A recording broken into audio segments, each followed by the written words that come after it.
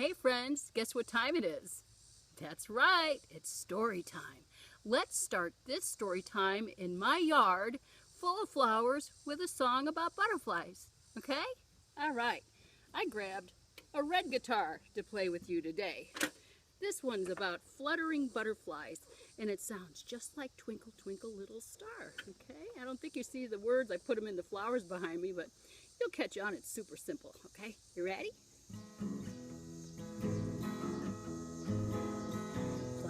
Flutter, flutter, butterfly, flying in a summer sky. Flying by so gracefully, flying by for all to see. Flutter, flutter, butterfly, flying in a summer sky. You know, it'd be a whole lot more fun if you'd sing with me, okay? Can you try? Flutter, flutter, butterfly, and you can use your hands while I sing with you, okay? You ready to sing with me? Flutter, flutter, butterfly, flying in the summer sky.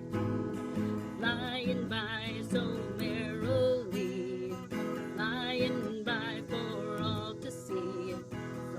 Flutter, flutter, butterfly, flying in the summer sky.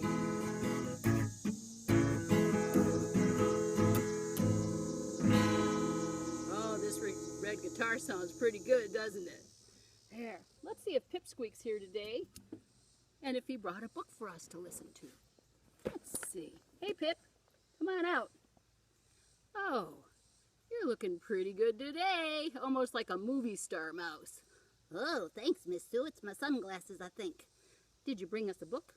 I sure did. Would you get it for us, please? On the way. Ta-da! Hey, wait a minute. That's the story we read last week about the very hungry caterpillar. Did you bring another one? I love this story. It's a cute make-believe story about a very cute caterpillar that gets super fat and turns into a butterfly. Did you bring another one? Let me check.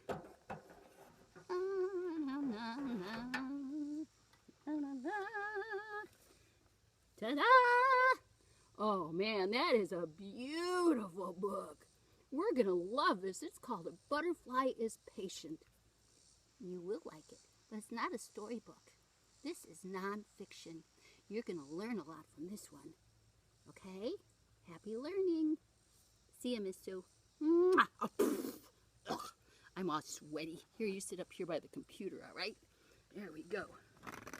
All righty. I brought my glasses today because I want to read all the words to you. Sometimes I tell you the story because I know it so well. This is a book I'm going to read to you because there's so much to learn. This is a nonfiction book, so it's really a great book to listen to and learn a lot from listening to, okay? And it's written by a lady named Diana Hutz Aston. And all these beautiful pictures are done by Sylvia Long. A Butterfly is Patient. As we read this story, I want you to think about, am I like that? Sometimes I'm patient. Waiting can be kind of tough sometimes. Sometimes I sing to myself or make up a story or a song to make the time go faster. Let's see what happens in our story. It starts out with lots of different caterpillars, doesn't it? That's pretty cool.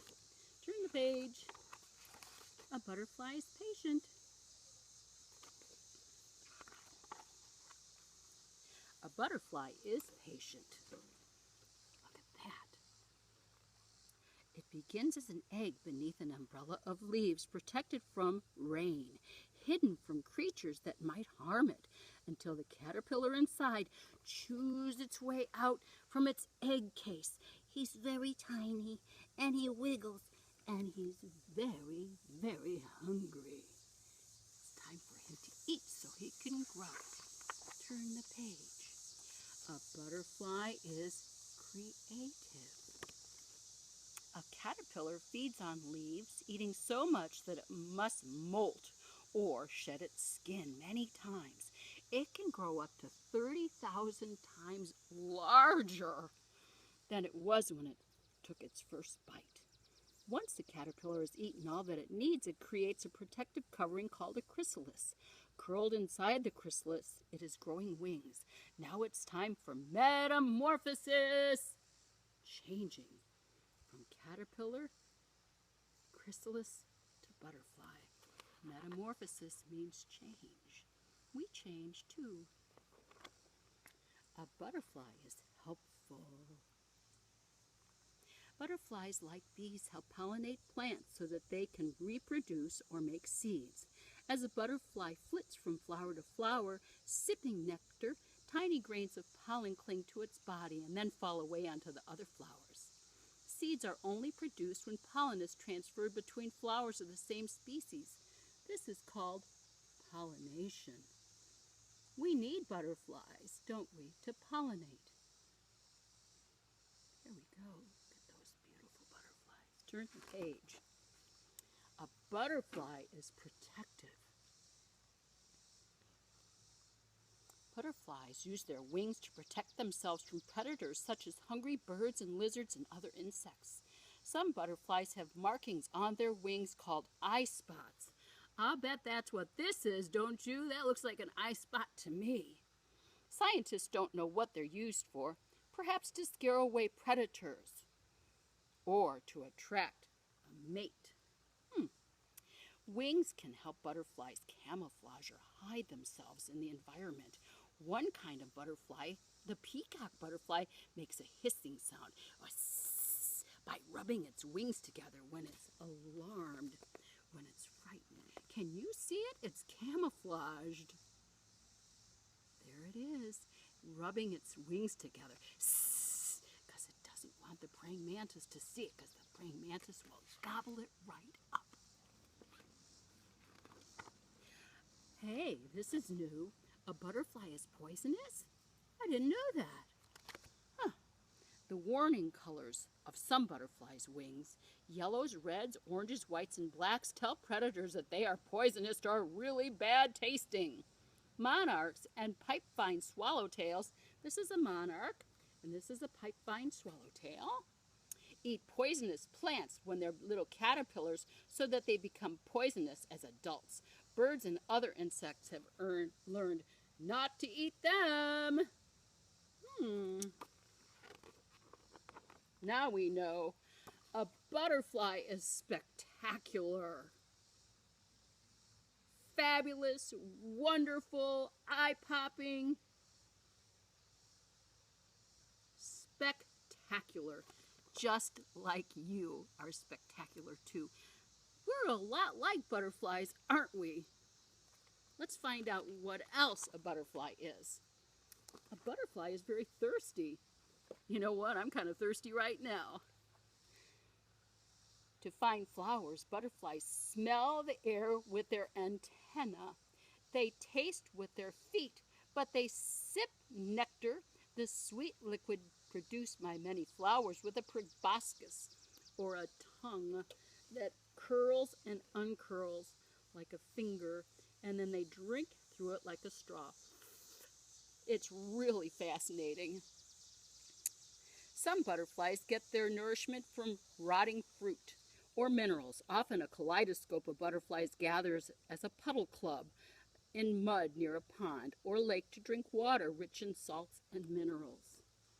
Butterflies are thirsty, just like we are.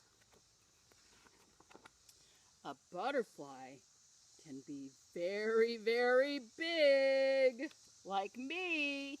This is a rare Queen Alexandra. It's up to 1 foot across. That is the biggest one, isn't it? There. And there's also very, very tiny butterflies like that. Tiny like pipsqueak, even tinier. The smallest in the rarely seen African small blue from Afghanistan. It's less than 1/3 of an inch, about the length of a grain of rice. Wow. Butterfly is big and small. A butterfly is scaly. wouldn't know that. They look so soft, don't they? Let's find out. A rainbow of shiny, powdery scales covers the wings of a butterfly, scales stacked like shingles on a roof. Without scales, its wings would be as transparent as the wings of a bee or of a dragonfly. The colors, patterns, and shapes of a butterfly wings have a purpose. Some use their patterns of colors to attract mates. In places where the climate is cool, dark scales absorb the heat from the sun, warming the butterfly's flight muscles. Butterflies are cold-blooded and must have a body temperature of 86 degrees to fly. It's 95 today, so I'm pretty sure they can fly just fine today. Scaly. A butterfly is not a moth. Look at those beautiful patterns and colors. Let's find out about that. Butterflies and moths belong to the same family of insects, the Lepidoptera, which means scale wing, but they are the only insects with scaly wings. But there is a difference between them. I'm going to read this to you so you'll know. Moths appeared on Earth between 100 and 100 million years ago. Butterflies have been here a short time, only 40 million years. During the crustacean period, when flowering plants and the nectar most butterflies needed to survive evolved, nearly every kind of butterfly flies during the day, while most moths fly at night. Oh, there's a bug on my back. A moth spins a cocoon made out of silk, while a butterfly wraps itself in a chrysalis made out of exoskeleton, made of its own skin. So now we know that butterflies fly during the day, moths fly at night. Let's see, moths make their cocoons out of silk, and a butterfly makes theirs out of an exoskeleton or old skin. Turn the page. A butterfly is a traveler. I like to travel and go places. Wait till you hear about these travelers. You'll be amazed. Most butterflies, like the red admiral or the common buckeye, migrate a short distance to find a warmer place. But some, like the monarch, travel far away. Although monarchs weigh only as much as a few rose petals, they can fly almost 3,000 miles from Canada to their winter home in Mexico at a rate of 20 miles per hour. What? That is super fast. Wait till you hear this next fact. I couldn't even believe it. Okay, where is it? Glider pilots have reported seeing monarchs flying at an altitude of 11,000 feet. That is higher than some clouds. Wow, we're learning all kinds of stuff. I like nonfiction books. Turn the page. Woohoo! Look at all those monarchs. Aren't they spectacular? Oh my goodness, a butterfly is magical. Indeed, I agree with that right away. Monarchs gather in huge numbers in the forests of central Mexico waiting for spring. Then they fly north to the milkweed plants in North America where they lay their eggs. Now is the time again for their metamorphosis when they change. And do you remember our first story time? We were sitting in a field of milkweed, weren't we? Turn the page. A butterfly is patient. The egg hatches, the caterpillar emerges, feasting on leaves before it wraps itself into its warm, protective chrysalis, patiently waiting and waiting and waiting to soar. What a gorgeous, beautiful book. A Butterfly is Patient, a nonfiction book. I learned a whole lot of interesting things reading this book. How about you? The other day, when I was outside walking around watering my plants, I have to tell you, I saw something so cool. Da-da-ba-doo-ba-doo. Here it is. Oops. I found this green caterpillar, so I took a picture of him. A Butterfly is Patient is the name of the story we read today. Can you find the caterpillar? Which one is he?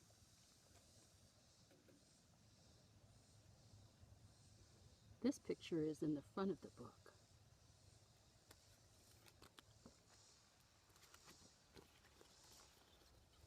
How will I grow and change?